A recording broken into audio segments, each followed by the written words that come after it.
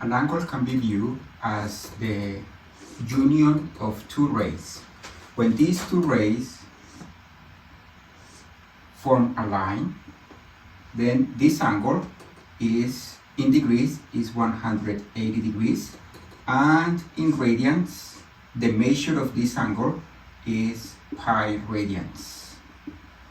The reason why this is pi radians is because if we think about a circle of radius 1, then the circumference, the length of this circle is 2 pi. It is approximately equal to 6.28. And then to measure an angle in radians is the distance of this arc. And since the whole thing is 2 pi, approximately 6.28, then this angle is just half of it is pi, and this angle is pi.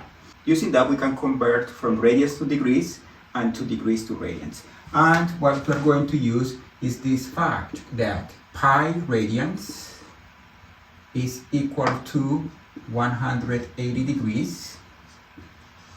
And we can use it like this. We can think that this pi radians with the units 180 degrees, we can think that this is 1, right? This is 1. Therefore, if we want to convert 30 degrees into radians, 30, then we write 30 degrees, and then we multiply by 1.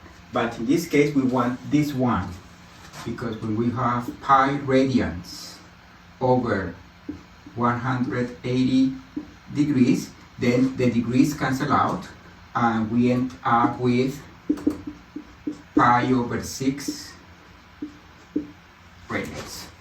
If we want to convert pi over 4 radians into degrees, then we say this is the same as pi over 4, just keep the units, radians, times, and we multiply by 1, but we don't use this 1, because if we write pi radians over 180 degrees, then the radians are not going to cancel. Then we use this one, 180 degrees over pi radians is also equal to 1, and then we multiply by that one. And here we have pi radians is equal to 180 degrees, and this can be thought as 1, and we're multiplying by 1, then we're not changing anything. The radians cancel out. In this case, the pi cancel out, and we end up with 45 degrees. Notice that pi doesn't have to go with radians. We can have an angle of, let's say, 2 radians. And if you wonder what is an angle of 2 radians, let's change it to degrees. Then we multiply by, we want to cancel the radians, then we use this one here. We multiply by pi radians is equal to 180 degrees, and then this is equal to 360, the radians cancel out, divided by pi degrees, and this is approximately equal to 114.59 degrees. Let's do another example. If we have something like 35 degrees and we want to change this to radians, then we multiply by 1. But which one do I pick? This one or this one? We have degrees on top. We want degrees to cancel. Then we use this one here. And we say 180 degrees is equal to pi radians.